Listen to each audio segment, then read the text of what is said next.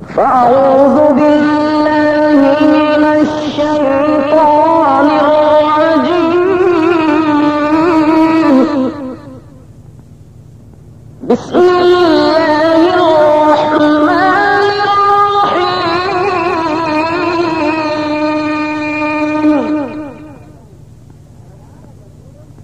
يا أيها الذين آمنوا اتقوا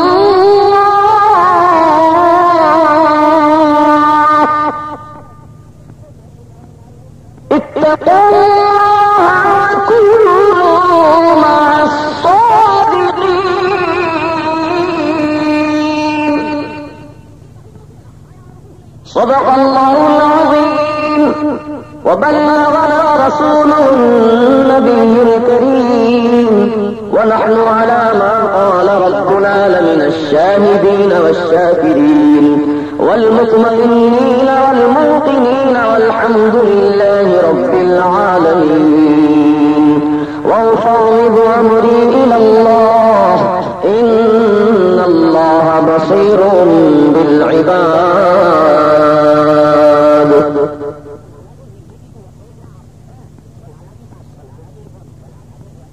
صدر جلسہ، بانیان جلسہ، بزرگان دین و ملت، نوجوانان اہل سنت، پردہ نشین خواتین اسلام، آئیے دستور اہل سنت و جماعت کے مطابق ہم اور آپ نہایت محبت اور عقیدت کے ساتھ، بھرپور وارفتگی کے ساتھ، کامل توجہ کے ساتھ گنبد خضرا کی طرف لو لگا کر سنہری جالیوں کا تصور نگاہوں میں بسا کر اس گنبد خضرا میں آرام فرمانے والے آقا و مولا، لمبے لمبے ہاتھوں سے بھیک دینے والے داتا حضور سید عالم، نور مجسم، تاجدار عرب و عجم، ساقی حوض کوثر، شافع روز محشر، حضور احمد مجتبی محمد مصطفیٰ صلی اللہ تعالی علیہ وآلہ وسلم کی بارگاہ بے کس پناہ میں درودوں کی ڈالی عقیدت کی تھالی میں سجا کر پیش کیجیے. پڑھیے درود پاک. اللہم صلی وسلم بارک علی سیدنا و نبینا و مولانا محمد کما تحب و ترضى بان تصلی علیہ صلاۃ و سلاما علیک یا سیدی یا حبیبی یا رسول اللہ صلی اللہ تعالی علیہ وسلم. قرآن عظیم کی جس آیت مقدسہ کی میں نے تلاوت کا شرف حاصل کیا، یا ایھا الذین آمنوا اتقوا اللہ وکونوا مع الصادقین. اللہ رب العزت اپنے کلام حکیم میں یہ ارشاد فرمایا، اے ایمان والو تم اللہ سے ڈرو. اے ایمان والو تم اللہ سے ڈرو اور سچوں کے ساتھ ہو جاؤ. کتنا پیارا پیغام ہے اللہ کا، کتنا بہترین فرمان ہے میرے مولا تعالی کا. سبحان اللہ سبحان اللہ. اللہ تبارک و تعالی ایمان والوں سے فرما رہا ہے کہ اے ایمان والو تم اللہ سے ڈرو اور سچوں کے ساتھ ہو جاؤ. تو ایمان والا ہے کون؟ تبلیغی جماعت والے بھی کہتے ہیں کہ ہم بہت بڑے ایمان والے ہیں، دیوبندی بھی کہتے ہیں کہ ہم بھی پکے ایمان والے ہیں، مودودی جماعت والے بھی کہتے ہیں کہ ہم بھی بہت بڑے ایمان والے ہیں، اہل حدیث بھی کہتا ہے ہم بھی بہت بڑے ایمان والے ہیں، قادیانی بھی کہتا ہے کہ ہم بھی ایمان والے ہیں، مہدوی بھی کہتا ہے ہم بھی ایمان والے ہیں، چکڑالوی بھی کہتا ہے کہ ہم بھی ایمان والے ہیں، بہائی فرقے والا بھی کہتا ہے کہ ہم بھی ایمان والے ہیں. یہ تمام کے تمام دعویٰ کر رہے ہیں کہ ہم سب ایمان والے ہیں، ہم ایمان والے ہیں. لیکن ایمان والا حقیقت میں ہے کون؟ اور الحمدللہ اہل سنت و جماعت والے بھی کہتے ہیں کہ ہم ایمان والے. سب دعویٰ کر رہے ہیں ایمان کا، لیکن حقیقت میں سچا ایمان والا ہے کون؟ کون فیصلہ کرے؟ یہ کیسے فیصلہ ہو؟ یہ مسئلہ کیسے حل ہو؟ آج ہماری قوم بڑی پریشان حال ہے اور دن بدن نوجوان نسل گمراہی کا شکار ہو رہی ہے اور لوگ کٹ کٹ کر دوسری جماعتوں سے وابستہ ہوتے جا رہے ہیں. اگر ہم صحیح رہنمائی کی طرف آپ کو دعوت نہ دیں تو پھر یہ سلسلہ ایسے ہی جاری رہے گا. اللہ تبارک و تعالی ہم کو ایمان کے ساتھ دنیا میں رکھے اور ایمان کے ساتھ ہم کو دنیا سے اٹھائے. بس سوال اتنا ہی ہے کہ ایمان والا ہے کون؟ بڑا عجیب و غریب سوال ہے اور اس کو حل کرنا بھی بہت مشکل مسئلہ ہے نا بھائی.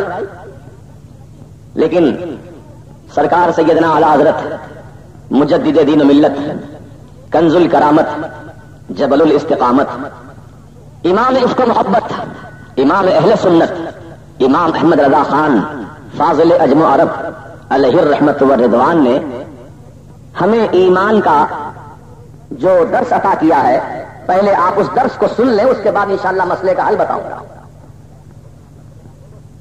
اعلیٰ حضرت کیا فرماتے ہیں؟ اللہ کی سرتابہ قدم شان ہے یہ،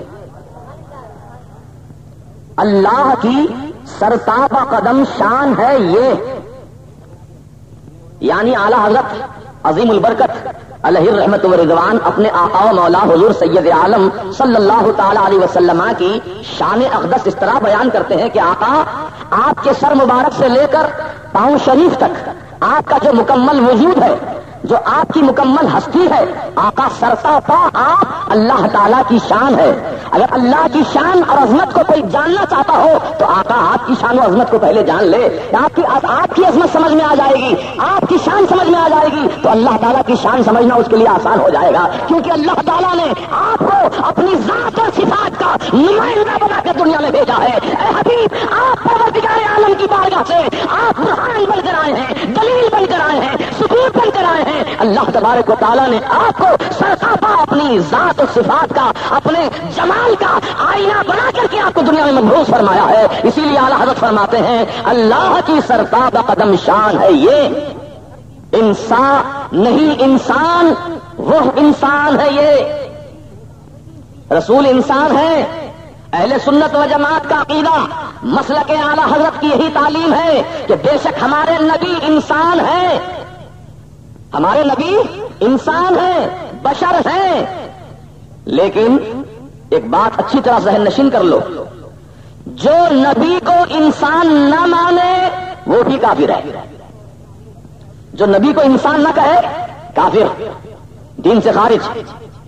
اور جو نبی کو اپنا جیسا انسان کہے وہ بھی کافر. انسان ہے ہمارے آقا، بشر ہے ہمارے آقا، یقیناً ہے، اس میں کوئی دو رائے نہیں، کوئی اختلاف نہیں کسی عالم کا، کسی محدث کا، کسی مفسر کا. تمام مجددین، تمام محدثین، تمام مفسرین اجماع امت کا متفقہ فیصلہ ہے کہ ہمارے آقا و مولا حضور سید عالم صلی اللہ تعالی علیہ وسلم اللہ کے نبی ہیں اور انسان ہیں. لیکن اہل سنت و جماعت کا عقیدہ کیا ہے؟ سنو، اعلیٰ حضرت کی زبان ہے، انسان یعنی ان جیسا، انسان نہیں انسان، وہ انسان ہے یہ. سبحان اللہ، کیسا پیارا عقیدہ ہم کو سکھلا رہے ہیں اعلیٰ حضرت عظیم البرکت رضی اللہ تعالیٰ عنہ. قربان جائیں آپ کے مسلک پر ہم، قربان جائیں آپ کی عظمت پر ہم، قربان جائیں آپ کی عبقری شخصیت پر ہم کہ بے شک اعلیٰ حضرت نے ہمارے ایمان کو بچایا ہے تباہ ہونے سے، ہمارے ایمان کی حفاظت فرمائی ہے اعلیٰ حضرت نے. اگر خدا نہ خواستہ اعلیٰ حضرت اس دنیا میں تشریف نہ لاتے، ہندوستان کے شہر بریلی میں آپ تشریف فرما نہ ہوتے اور اپنے قلم کی نوک سے ہدایت کے پیغامات آپ جاری نہ فرماتے تو خدا کی قسم آج کی دنیا میں ساری وہابیت پھیلی ہوتی، آپ سب کے سب وہابیت کا شکار ہو گئے ہوتے. اعلیٰ حضرت نے ہمارے ایمان کی حفاظت کی ہے، ہمارے عقیدے کی حفاظت کی ہے. اللہ کی سرتابہ قدم شان ہے یہ، انسان نہیں انسان، وہ انسان ہے یہ. قرآن تو ایمان بتاتا ہے انہیں، قرآن تو ایمان بتاتا ہے انہیں، اور ایمان یہ کہتا ہے میری جان ہے یہ. اعلیٰ حضرت عظیم البرکت کا یہ شعر ہم نہ جانے کتنی بار پڑھے، کتنی بار سنے. آپ نے جو ارشاد فرمایا اللہ کی سرتابہ قدم شان ہے یہ، اس حرف یہ پر میں آپ کی توجہ کا طلبگار ہوں. ہر زبان کا، ہر لینگویج کا ایک قاعدہ، قانون، گرامر ہے، اصول ہے. جو چیز سامنے موجود ہوتی ہے، نظر آتی ہے، قریب ہوتی ہے، جب اس کی طرف اشارہ کرنا ہوتا ہے تو کہتے ہیں یہ. مثلا یہ جلسہ، یہ اسٹیج، یہ حافظ صاحب، یہ مبلغ صاحب، جب قریب ہے آپ کے سامنے نظر آ رہے ہیں تو یہ سے اشارہ کریں گے. اور 5 بجے شام میں جو یہاں جلوس کا اختتام ہوا تھا اور اس وقت جو مجمع تھا، اس وقت جو جلسہ ہوا، اب اس کو ہم یہ نہیں کہیں گے کہ یہ جلسہ 5 بجے ہوا تھا، بلکہ ہم کہیں گے وہ جلسہ، وہ جلوس، کیونکہ وہ ہماری نظروں سے وہ جلوس بھی غائب ہو گیا، اب وہ جلسے کا منظر بھی ہماری نظروں سے غائب ہو گیا. اب یہ نیا جلسہ ہے جو بعد نماز عشاء الحمدللہ اسی مقام پر منعقد کیا گیا ہے.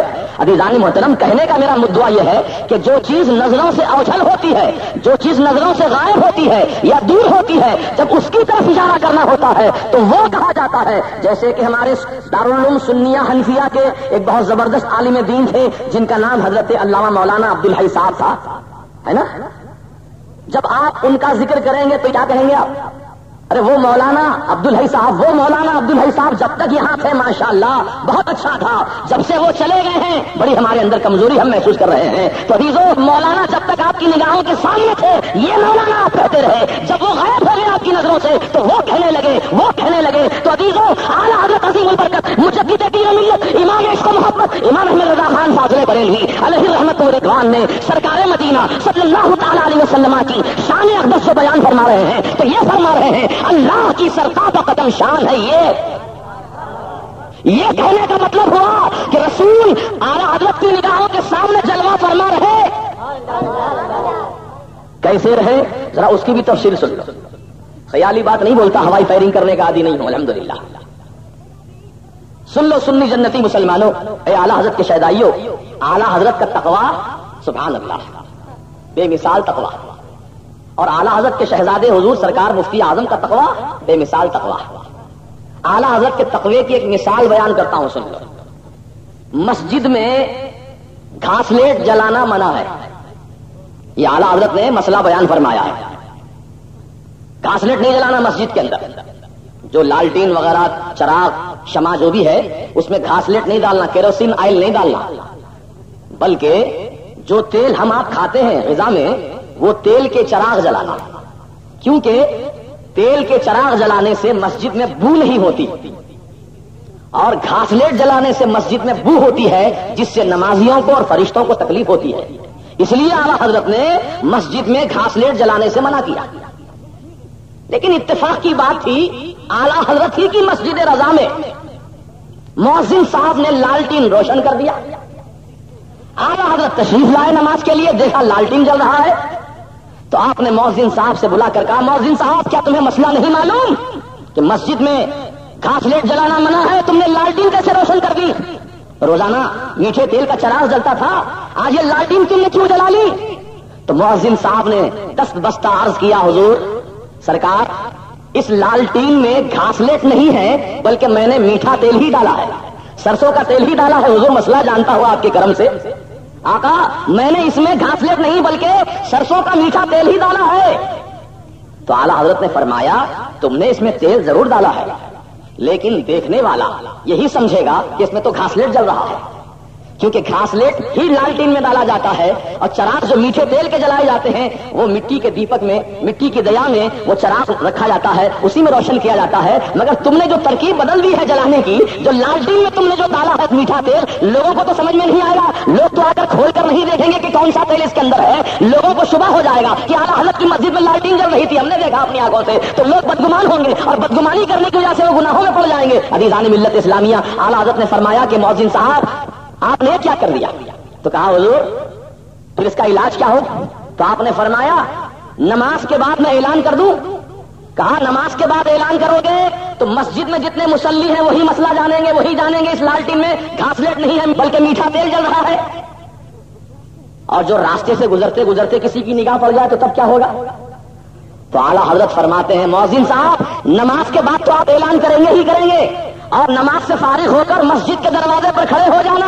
جب تک مسجد میں لالٹین جلتا رہے گا، جب تک یہ مسجد میں لالٹین روشن رہے گا، ہر آنے جانے والے آدمی سے مخاطب ہو کر کہنا کہ لوگوں اس مسجد میں جو لالٹین تم دیکھ رہے ہو اس میں گھاسلیٹ نہیں جل رہا ہے بلکہ سرسوں کا تیل جل رہا ہے، تاکہ گزرنے والا بھی بدگمانی سے بچ جائے. یہ ہے تقویٰ میرے اعلیٰ حضرت کا. اتنی احتیاط دین کے معاملے میں، تقویٰ طہارت کے معاملے میں، اتنی احتیاط، اتنی باریکی. اعلیٰ حضرت کے تقوی اور طہارت کے متعلق ایک بات مجھے اور یاد آ گئی. جب سرکار سیدنا اعلیٰ حضرت عظیم البرکت مجدد دین و ملت امام عشق و محبت امام احمد رضا خان فاضل بریلوی علیہ الرحمت والرضوان نے اشرف علی تھانوی پر کفر کا فتویٰ صادر فرمایا، نہ صرف آپ فرمایا بلکہ حرمین شریفین کے تقریباً 200 سے زائد علماء مفتیان کرام نے اشرف علی تھانوی کو کافر کہا. اور من جملہ فتووں کے ایک فتویٰ یہ بھی تھا، من شک فی کفرہ و عذابہ فقد کفر. اشرف علی تھانوی کو جو اس کے کافر ہونے میں شک کرے گا، اس کے عذاب کے ہونے میں شک کرے گا، وہ شک کرنے والا بھی کافر ہوگا. یہ بات بہت مشہور ہے، دہرانا میرا مقصد نہیں تھا، بلکہ ایک نقطے کی طرف آپ کی توجہ لے جانا چاہتا ہوں. اعلیٰ حضرت کا تقویٰ طہارت کا معیار کتنا بلند ہے. تو جب یہ فتویٰ مشہور ہوا، دیوبند میں بھی پہنچا، تو دیوبند میں پڑھنے والے طلباء جو اونچی جماعتوں کے اونچے درجوں کے طلباء تھے، انہوں نے جب وہ فتویٰ دیکھا اعلیٰ حضرت کا تو چراغپا ہو گئے. ہمارے اتنے بڑے حکیم الامت کو مولانا احمد رضا خان صاحب نے کافر کیسے کہہ دیا؟ کس بنیاد پر کہا کافر؟ کیسے کہہ دیا؟ چلو ہم چل کر پوچھتے ہیں امام احمد رضا سے، ہم معلومات کرتے ہیں کس بنیاد پر تم نے اتنا بڑا فتویٰ دے دیا. تو 2 طالب علم دیوبند سے چلے اعلیٰ حضرت سے ملاقات کی نیت سے کہ آپ سے معلومات حاصل کی جائے کہ آپ نے کس بنیاد پر اشرف علی تھانوی کو کافر کہا ہے. تو جس وقت وہ 2 طالب علم دارالعلوم دیوبند سے چل کر بریلی شریف پہنچے ہیں، تو اس وقت نماز کا وقت قریب تھا اور اعلیٰ حضرت وضو فرما رہے تھے اور کئی لوگ مریدین معتقدین اعلیٰ حضرت کے وضو کو بڑے غور سے دیکھ رہے تھے. اور وہی عادت سرکار حضور مفتی اعظم ہند کے متعلق بھی مشہور ہے. ہم نے بھی دیکھا کہ سب سرکار مفتی اعظم ہند وضو فرماتے تھے تو سینکڑوں مریدین کھڑے رہ کر حضور کے وضو کو دیکھتے تھے، کس طرح وضو فرماتے ہیں. ہمارے وضو میں اور حضرت کے وضو میں کیا فرق ہوتا ہے، ہم دیکھیں ہمارے وضو میں کچھ کمی تو نہیں رہ جاتی ہے. پریکٹیکلی دیکھ لیں کہ حضور کا وضو کیسے ہوتا ہے، اس بنیاد پہ دیکھتے تھے لوگ. تو اعلیٰ حضرت نے جب وضو فرمایا تو یہ 2 طالب علم اسی وقت وہاں پہنچے دیوبند سے آنے والے، اور اعلیٰ حضرت کے وضو کرنے کے انداز کو انہوں نے دیکھا، بڑے غور سے دیکھا. کتنی احتیاط سے اعلیٰ حضرت وضو فرما رہے ہیں، ایک ایک بال پر سے پانی بہا رہے ہیں، ایک ایک عضو پر سے پانی اطمینان کے ساتھ بہا رہے ہیں. بڑے کامل انداز سے جب وضو کو دیکھا تو وضو سے فارغ ہونے کے بعد اعلیٰ حضرت جب اٹھ کر چلے مسجد کے اندرونی حصے میں، تو یہ دونوں طالب علم جو دیوبند سے آئے تھے، انہوں نے اعلیٰ حضرت کے قدم پاک کو پکڑ لیا، قدموں کو پکڑ لیا اعلیٰ حضرت کے. کہا حضور ہم سے خطا ہو گئی، معاف کر دیجئے، حضور ہم سے خطا ہو گئی، معاف کر دیجئے. تو اعلیٰ حضرت نے فرمایا کیسی خطا، کیسی خطا، کون سی خطا تم نے کی جس کی معافی تم مجھ سے مانگتے ہو؟ تو کہا بات دراصل یہ ہے حضور، ہم دارالعلوم دیوبند کے طالب علم ہیں، دورہ حدیث کے ہم طالب علم ہیں. جب آپ کا فتویٰ ہمارے حکیم الامت اشرف علی تھانوی کے تعلق سے ہماری نظر کے سامنے آیا کہ آپ نے ہمارے اتنے زبردست عالم دین کو کافر کہہ دیا، تو ہم یہ دیکھنے کے لیے آئے تھے کہ احمد رضا خان کون ہے وہ شخصیت جنہوں نے ہمارے اتنے بڑے عالم کو کافر کہہ دیا، اور ہم پوچھنے کے لیے آئے تھے کہ کس بنیاد پر کافر کہا، ہم جاننے کے لیے آئے تھے کس بنیاد پر، کس وجہ سے کافر کہا حضور. لیکن آپ کے وضو کو ہم نے دیکھا. اب سنو جواب، ہم نے آپ کے وضو کرنے کے انداز کو دیکھا تو حضور ہمارے دلوں نے گواہی دی کہ جو عالم دین، جو مفتی وقت وضو کرنے میں اتنی احتیاط کرتا ہو، کسی کو کفر کا فتویٰ دینے میں کتنی احتیاط کرتا ہوگا.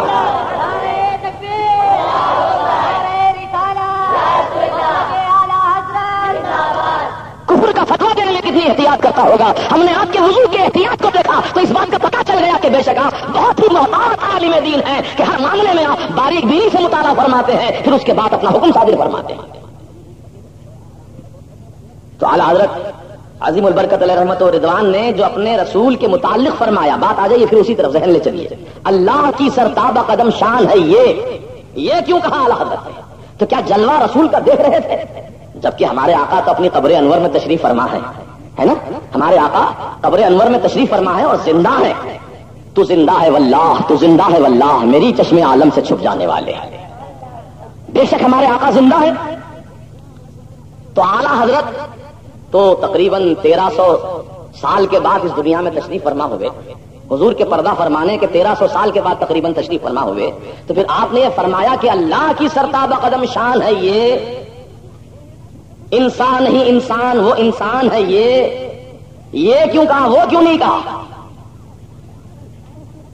تو عزیزو، جب اعلیٰ حضرت حج بیت اللہ کے لیے تشریف لے گئے تو وہاں ایک نجدی عالم سے آپ کا مناظرہ ہوا علم غیب مصطفیٰ صلی اللہ تعالی علیہ وسلم کے عنوان پر. نجدی عالم یہ کہتا تھا کہ رسول کو علم غیب نہیں ہے، اور آج بھی جتنے نجدی، وہابی، دیوبندی، مودودی، اہل حدیث ہیں، ان کا سب کا یہی کہنا ہے کہ رسول کو تو پیٹھ پیچھے کا بھی علم نہیں ہے، رسول کو کل کیا ہونے والا ہے نہیں معلوم، اور یہاں تک کمبختوں نے اپنی کتابوں میں لکھا ہے رسول کو یہ تک یہ نہیں معلوم کہ رسول کا حشر کیا ہونے والا ہے محشر کے میدان معاذ اللہ۔ بتاؤ کتنے بڑے گستاخ ہیں یہ۔ اہل سنت و جماعت کے عالم کو کوئی دیوانہ کتا نہیں کاٹا ہے تو ان کا ہم نام بار بار لیں؟ ارے ان کی گستاخیاں اتنی گھنونی ہیں، ان کے جرم اتنے گھنونے ہیں جس کا بیان کرنا عوام الناس کے سامنے ضروری ہے تاکہ ہماری عوام ان بدعقیدہ جماعتوں سے اپنے آپ کو دور رکھیں، تاکہ تمہارا ایمان محفوظ رہے، تمہارا عقیدہ محفوظ رہے، تمہارے عمل کی کھیتی محفوظ رہے۔ بزرگوں اور دوستو، تو نجدی عالم نے مناظرہ کیا اعلیٰ حضرت سے، اعلیٰ حضرت نے بھی اس سے مناظرہ فرمایا۔ کہاں پر؟ مکہ شریف میں گئے تھے حج کرنے کے لیے، لیکن سامنے ایک ایسی بات آ گئی تو آپ نے یقیناً مصطفیٰ جان رحمت صلی اللہ تعالی علیہ وسلم کے سہارے اس نجدی عالم کا منہ توڑ جواب دیا۔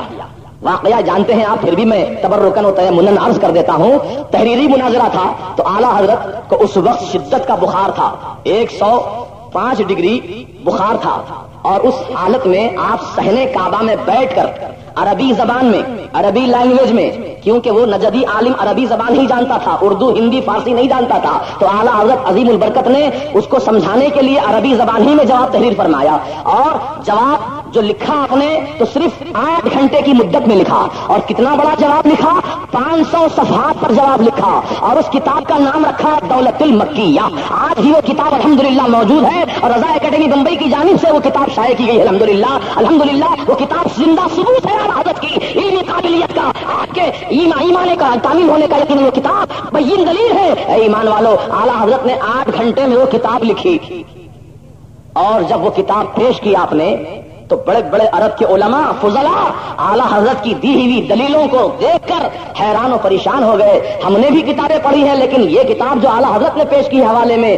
آج تک ہماری نظروں سے عبارتیں اوجھل تھیں، آج تک ہم نے ان عبارتوں کو نہیں دیکھا تھا یا نہیں سمجھا تھا، لیکن اعلیٰ حضرت امام احمد رضا خان نے ہم کو سمجھا دیا کہ اللہ تعالیٰ نے رسول کو علم غیب کے خزانے عطا فرمائے ہیں، اللہ تعالیٰ نے اپنے رسول کو عالم ما کان ما یکون رسول بنا کر دنیا میں بھیجا ہے۔ تو عزیزو، اعلیٰ حضرت نے 500 صفحات پر سینکڑوں دلیلیں لکھی، اور جب اعلیٰ حضرت صحن کعبہ میں بیٹھ کر کتاب تحریر فرما رہے تھے تو اس وقت کوئی کتاب آپ کے ساتھ نہیں تھی، کوئی لائبریری آپ کے ساتھ نہیں تھی، کتابوں کا ریفرنس دینے کے لیے کتابوں کو دیکھنا ضروری ہے۔ آپ کی درے کعبہ پر پہنچی تو درے کعبہ میں غوث پاک رضی اللہ تعالیٰ عنہ کو کھڑا ہوا دیکھا، اور غوث پاک احمد رضا خان فاضل بریلوی سے فرماتے ہیں، اے احمد رضا یہ دلیل پیش کر، اے احمد رضا یہ حوالہ پیش کر، اے احمد رضا یہ کتاب کا حوالہ پیش کر۔ تو غوث پاک رضی اللہ تعالیٰ عنہ کی ایسی نظر کرم ہے اعلیٰ حضرت پر کہ راست فیض حاصل ہوتا ہے، احمد رضا خان فاضل بریلوی کو غوث پاک کا راست فیض حاصل ہوتا ہے، اور یقیناً حضور غوث پاک نے ایسی دستگیری کی آپ کی صحن کعبہ میں کہ آپ حوالہ لکھتے جاتے ہیں، کتابوں کے حوالے پیش کرتے جاتے ہیں، 500 صفحات پہ عربی زبان میں کتاب لکھ کر عرب کے بڑے بڑے عالموں کے دانت کھٹے کر دیے، اور ان کے ایوانوں میں زلزلہ لگا گیا۔ اعلیٰ حضرت کی کتاب کا جب شہرہ ہوا، اعلیٰ حضرت کی کتاب کا جب شہرہ ہوا تو شریف مکہ تک یہ بات پہنچی، جو مکے کا خادم خاص تھا اس تک یہ بات پہنچی، تو شریف مکہ نے کہا وہ کون عالم دین ہے جو ہندوستان سے آیا ہے جس کا نام احمد رضا خان ہے، میں بھی تو ان کی زیارت کر لوں، کیونکہ انہوں نے جو کتاب لکھی ہے بے مثال کتاب لکھی ہے، بہت ہی بہترین کتاب لکھی ہے، لاجواب کتاب لکھی ہے، بلاؤ اعلیٰ حضرت کو میری بارگاہ میں ان سے ملاقات کرنا چاہتا ہوں۔ تو شریف مکہ کے پاس آپ کو مہمان بنا کر بلایا گیا، اور شریف مکہ نے اعلیٰ حضرت کی بڑی تعظیم و تکریم کی، دستبوسی کی، پیشانی کا بوسہ دیا، اور بڑی مہمان نوازی کی، اور کہا حضور آپ نے جو کتاب لکھی ہے میرا دل باغ باغ ہو گیا، آپ نے جو کتاب لکھی ہے مجھے یقین کامل ہو گیا کہ بے شک اللہ تعالیٰ نے اپنے رسول کو علم غیب کے خزانے عطا فرما دیے ہیں۔ احمد رضا اس کتاب کے لکھنے کی وجہ سے میں بہت خوش ہوا ہوں، اب اس کے سلے میں کیا انعام آپ کو پیش کروں، کیا تحفہ میں آپ کو پیش کروں، آپ کی کیا خواہش ہے فرمائیے، آپ کی کیا تمنا ہے فرمائیے۔ تو اعلیٰ حضرت فاضل بریلوی نے شریف مکہ کو جواب دیا، اے شریف مکہ، احمد رضا کو دولت کی تمنا نہیں ہے، احمد رضا کو ڈالر کی تمنا نہیں ہے، احمد رضا کو ریال کی خواہش نہیں ہے، احمد رضا کو لال و گوہر کی تمنا نہیں ہے، احمد رضا کو کسی دنیاوی دولت کی تمنا نہیں ہے، احمد رضا کی بس ایک تمنا ہے، اے شریف مکہ اگر تم پوری کر سکتے ہو تو کر دو، کیا کہا فرمائیے کیا تمنا ہے آپ کی۔ تو اعلیٰ حضرت نے فرمایا کہ یہ حج کا موسم ہے اور حاجیوں کو مدینۃ الرسول میں عشاء کی نماز کے بعد باہر بڑھا دیا جاتا ہے، مدینہ شریف کے دروازے بند کر دیے جاتے ہیں، مسجد نبوی شریف کے دروازے لگا دیے جاتے ہیں، کسی کو اندر رہنے کی اجازت نہیں رہتی ہے۔ اے شریف مکہ، احمد رضا کی بس ایک تمنا ہے، ایک رات تنہا، ایک رات اکیلے مجھے رسول کی بارگاہ میں گزارنے کی اجازت دے دے، بس یہی چاہتا ہے احمد رضا، کچھ نہیں چاہتا۔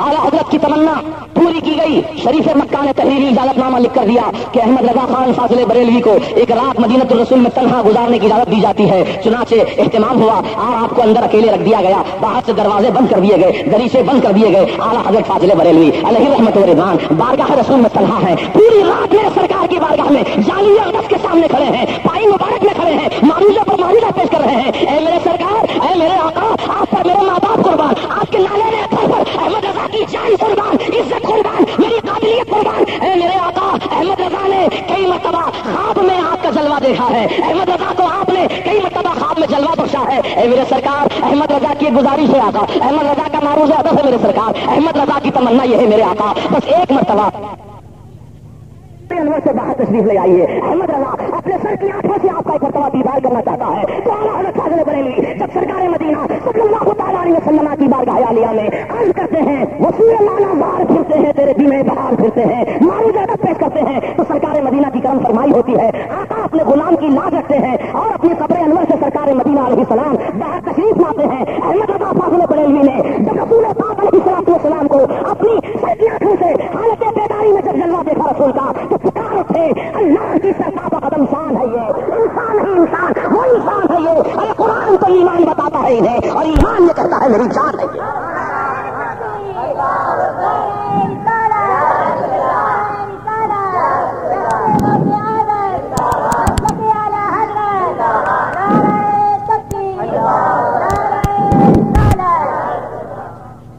दुरूद पाक पढ़ लीजिए सल्लल्लाहु अलैहि नबी व आलिहि सल्लल्लाहु अलैहि वसल्लम सलातम व सलामन अलैका या सय्यदी हबीबी या रसूलल्लाह। आला हजरत ने जो फरमाया ये तो वजह ये है, वजह ये कहने की ये है जो अभी आपने समाअत फरमाई है। रसूल पाक का जलवा देखकर कहा ये अल्लाह की सरताबा कदम शान है ये, इंसान ही इंसान, वो इंसान है ये। कुरान तो ईमान बताता है इन्हें और ईमान ये कहता है मेरी जान है ये तो आला हजरत ने हमको ईमान का सबक सिखाया कि जाने ईमान मोहम्मद रसूलुल्लाह सल्लल्लाहु अलैहि वसल्लम। लेकिन फिर वही सवाल आता है कि ईमान वाला है कौन?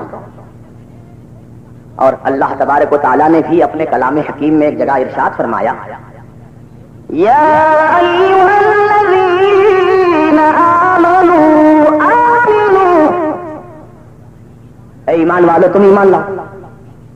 या अय्युहल्लज़ीना आमनू आमिनू, ऐ ईमान वालों तुम ईमान लाओ। बात बड़ी ताज्जुब खैज है ना। अगर अल्लाह ताला ये फरमाता कि बेईमानो तुम ईमान लाओ, ऐ मुनाफिको तुम ईमान लाओ, ऐ मुशरिको तुम ईमान लाओ, ऐ काफिरो तुम ईमान लाओ, ऐ यहूदियो तुम ईमान लाओ, ऐ नसरानियो तुम ईमान लाओ, तो बात समझ में आती। लेकिन ये अल्लाह ताला का खिताब कैसा हिकमतों से भरा हुआ किताब है। सुभान अल्लाह सुभान अल्लाह। अल्लाह ताला ईमान वालों से फरमा रहा है, ऐ ईमान वालों तुम ईमान लाओ। वो कौन सा ईमान है, वो कैसा ईमान है? तो इसी बुनियाद पर फैसला होगा कि सच्चा ईमान वाला कौन है। वो ईमान जिसका मुतालिबा अल्लाह ने हमसे किया है, वो कौन सा ईमान है? अगर कोई अजनबी आदमी पहली मर्तबा किसी शहर में आए, स्टेशन पर उतरा, बाहर निकला, देखा सड़कों को, एक सड़क सीधे जा रही है, एक सड़क पीछे जा रही है, एक सड़क दाहिने जा रही है, एक सड़क बाएं जा रही है, फिर सड़क के दर लगे हैं, गलियां लगी हैं। अदीजों, एक आने वाला मुसाफिर उन तमाम रास्तों को देखकर परेशान खड़ा रहता है कि या अल्लाह, डॉक्टर साहब से मुझे मिलना है या अब्दुर्रहमान भाई से मुझे मिलना है, तो मैं किस तरफ चलूं, कौन सा रास्ता इख्तियार करूं जिस पर चलने से मुझे मेरा मकसद पूरा हो जाएगा। तब ये अजनबी खड़ा रहकर सोच रहा था कि इतने में एक शख्स दौड़ता हुआ आया। लिबास को, हुलिये को, वज़ाक़ता को देखकर कहा, हजरत पहली बार आ रहे हैं शायद आप? तो कहा हाँ भाई पहली बार आया हूं, मुझे जाना है फुला साहब के पास मुलाकात के लिए। तो कहा बेफिक्र रहिए, हम आपको पहुंचा देते हैं, हम आपको मंजिल पे पहुंचा देते हैं, इत्मीनान रखिए। वो साथ चला रास्ता दिखाने के लिए, मंजिल पे पहुंचाने के लिए। 2 ही कदम आगे बढ़ा था कि रफू चक्कर हो गया, 9 2 11, नजर नहीं आया, फिर किधर भाग गया पता नहीं चला। वो अजनबी मुसाफिर दाएं बाएं देख रहा है तो एक नए शख्स को अपने करीब खड़ा हुआ देखा, बिल्कुल नया चेहरा था। उसने उस अजनबी आदमी को देखकर कहा कि भैया आप? तो बोले आप नए मालूम होते हैं। कहा बिल्कुल नया हूं, पहली बार आया हूं इस शहर में, मुझे फुला साहब से मिलने जाना है। एक आदमी मुझसे अभी वादा किया था कि मंजिल पे पहुंचा दूंगा, लेकिन अभी मैं देखा वो मेरे साथ चल रहा था, फिर न जाने कैसे भाग गया, कहां भाग गया पता ही नहीं चल रहा है। تو کہا بات دراصل یہ حضرت وہ مجھے دیکھ کر بھاگا ہے. آپ کو دیکھ کر بھاگا؟ ہاں مجھے دیکھ کر بھاگا ہے. معلوم وہ کون ہے؟ ارے وہ بٹوا مار کمپنی کا ممبر ہے, وہ پاکٹ پلیئر ہے. وہ تو اچھا ہوا میں آ گیا, آپ کی پاکٹ بچ گئی, ورنہ وہ تو آپ کی پاکٹ مار لیتا راستہ بتانے کے بہانے. تو یہ اجنبی مسافر سوچنے لگا یا اللہ جب اس کو دیکھ کر وہ بھاگا تو پھر یہ کیا ہوگا. سوچ میں پڑ گیا لمحے کے لیے. پھر اس نے کہا آپ اطمینان رکھیے, میں بہت شریف آدمی ہوں, بہت ایماندار آدمی ہوں, میں یہاں کا ذمہ دار ہوں, آپ اطمینان رکھیے, میں آپ کو منزل پہ پہنچا دوں گا, میرے ساتھ چلیے. بس 2-4 قدم ہی اس کے ساتھ چلا تھا کہ پھر یہ بھی غائب ہو گیا. تیسرا شخص نمودار ہو گیا. پھر اس نے پلٹ کر جو دیکھا تو یہ غائب. تیسرا آدمی موجود تو کہا بھائی آپ کہاں؟ بات دراصل یہ ہے جناب آپ نئے آدمی ہیں, آپ کو پتا نہیں. اصل میں وہ جو آدمی آپ کے ساتھ جا رہا تھا نا, ارے وہ تو بڑا مرڈرر, چاقو مارا یہاں کا. اگر آپ اس کے ساتھ جاتے تو آپ کا مال بھی جاتا, سامان بھی چلا جاتا اور آپ کی جان بھی ضائع ہو جاتی. یہ تو اچھا ہوا میں آ گیا جو بھاگ گیا. پھر سوچنے لگا یا اللہ جب اس کو دیکھ کر وہ بھاگا تو پھر یہ کیا کرنے والا ہے. ایک سے بڑا ایک دھارکاری مل رہا ہے, ایک سے بڑا ایک گنڈا مل رہا ہے. عزیزو ایک چوراہے کا یہ عالم ہے, ایک چوراہے کا یہ عالم ہے کہ صحیح رستہ اجنبی مسافر کو نہیں نظر آ رہا ہے, صحیح رستے کی منزل نظر نہیں آ رہی ہے. تو غور کرو, میرے آقا حضور غیبدہ نبی سید عالم صلی اللہ علیہ وسلم نے فرمایا کہ اسلام کے نام پر 73 راستے بن جائیں گے. اسلام اور ایمان کے نام پر 73 راستے بن جائیں گے.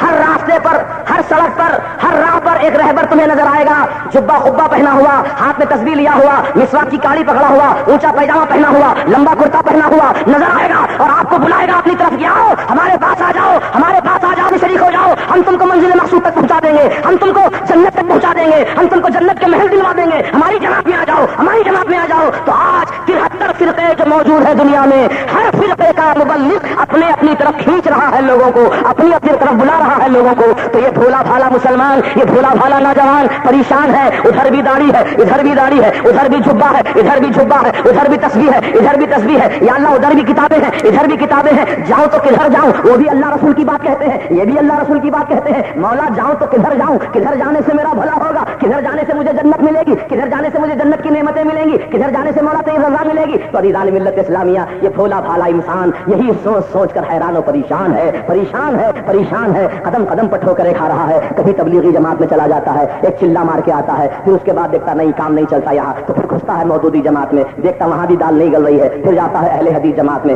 دیکھتا وہاں بھی دال نہیں گل رہی ہے, تو پھر کسی اور جماعت میں چلا جاتا ہے. ایسے ہی در بدر کی ٹھوکریں کھاتے پھرتا ہے. عزیزان ملت یہی حال آج دنیا کا اور دنیا کے انسانوں کا, مسلمانوں کا چل رہا ہے.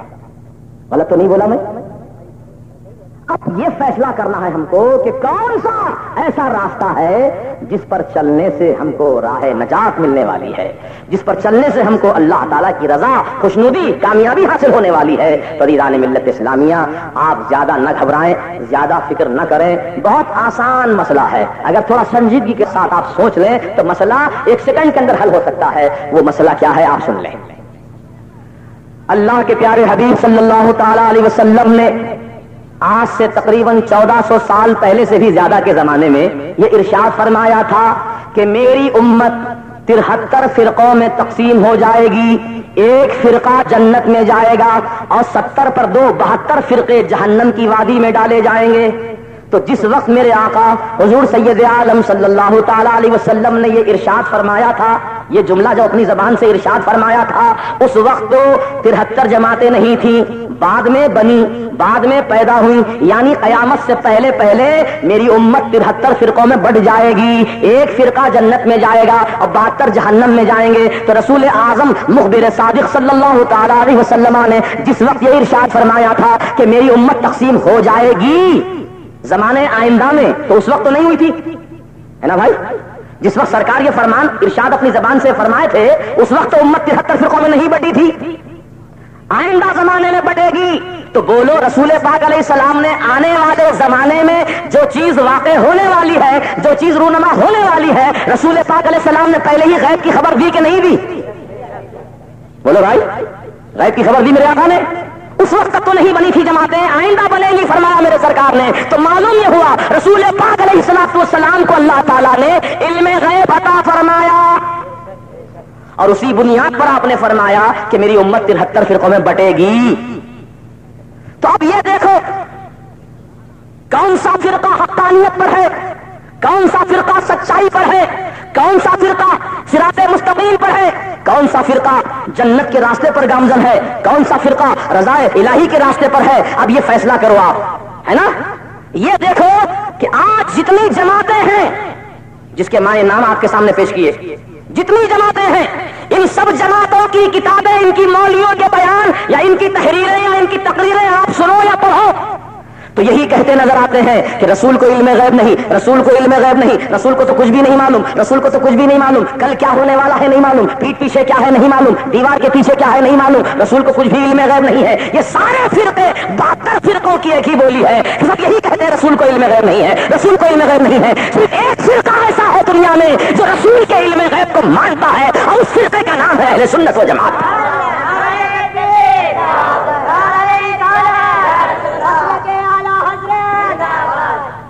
عزیزو کتنا آسانی سے مسئلہ حل ہو گیا.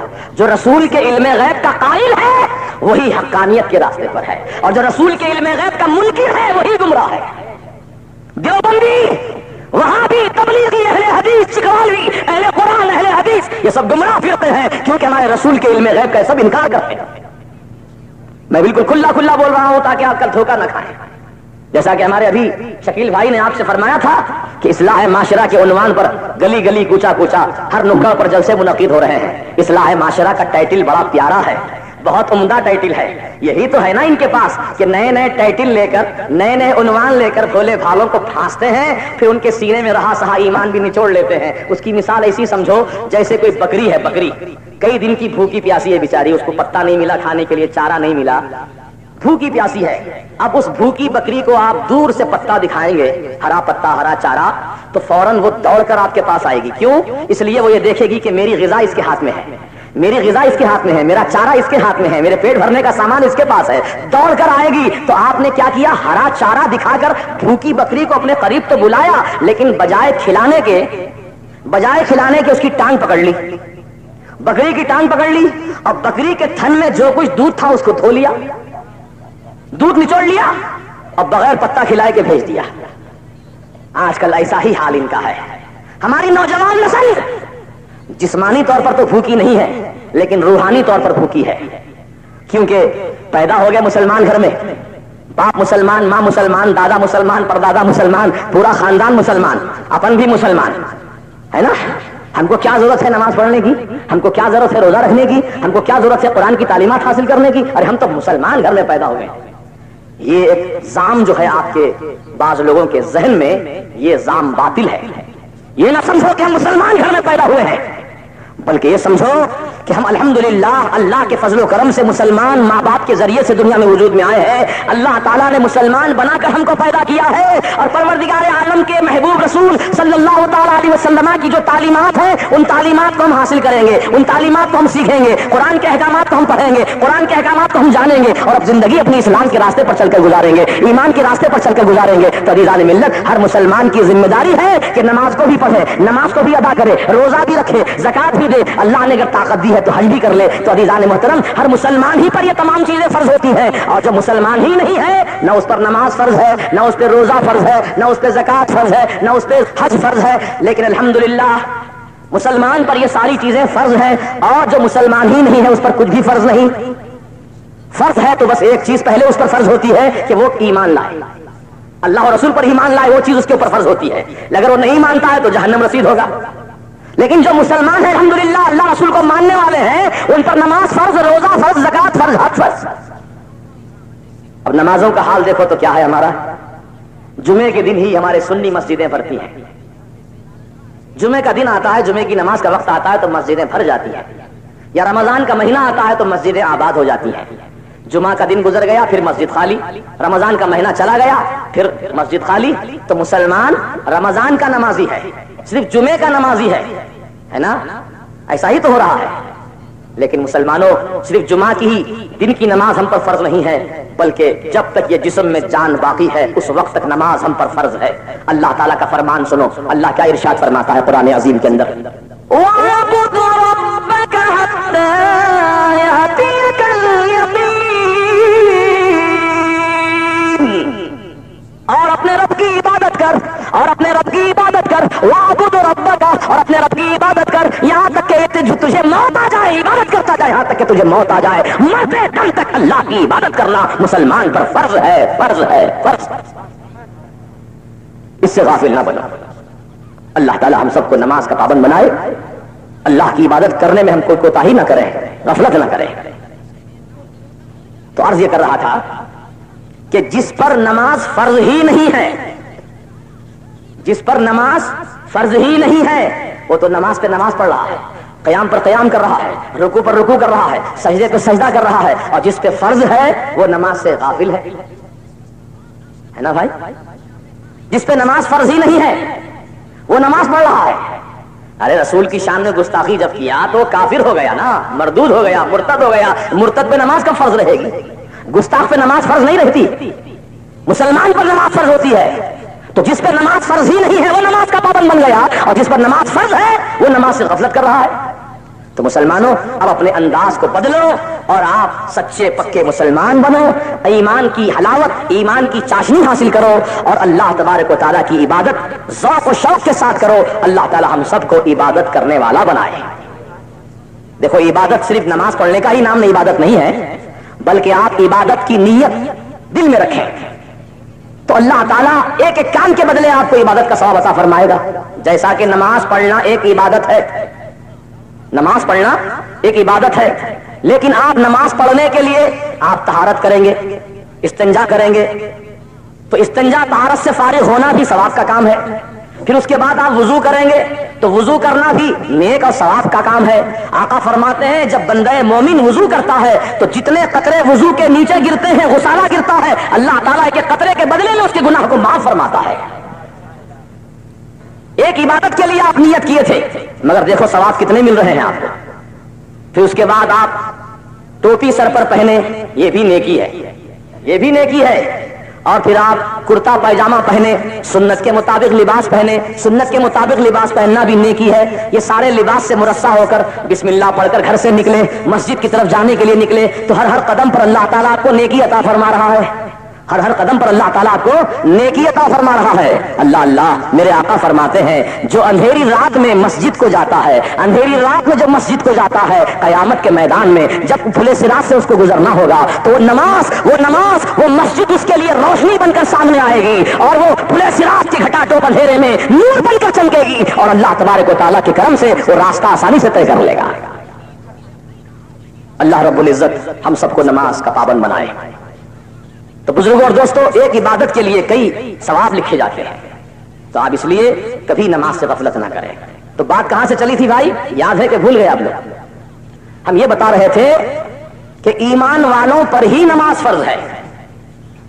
ایمان والا کون ہے؟ ایمان والا وہ ہے جو رسول پاک علیہ السلام کے علم غیب کو مانتا ہو، جو علم غیب کا قائل ہو، جو رسول پاک صلی اللہ تعالی علیہ وسلم کی دل سے تعظیم کرتا ہو، وہی سچا ایمان والا ہے۔ آپ ذرا ایک بنیادی بات میں آپ کے سامنے بیان کروں گا، اس کے بعد پھر اصل موضوع کی طرف ہماری تقریر چلے گی آگے۔ بس تھوڑا سا وقت لوں گا آپ کا، کیونکہ اہم مسئلہ ہے، تبھی کچھ بولنا ضروری ہے یہاں کے ماحول کے حساب سے، اس لیے ہم یہاں بولنے کے لیے حاضر ہو گئے ہیں۔ تو عزیزان ملت، یہ ذرا آپ سنجیدگی سے غور کر لو، یہ جتنی بھی جماعتیں بنی ہیں اس وقت، نام میں نے سنا دیا آپ کے سامنے، یاد ہے؟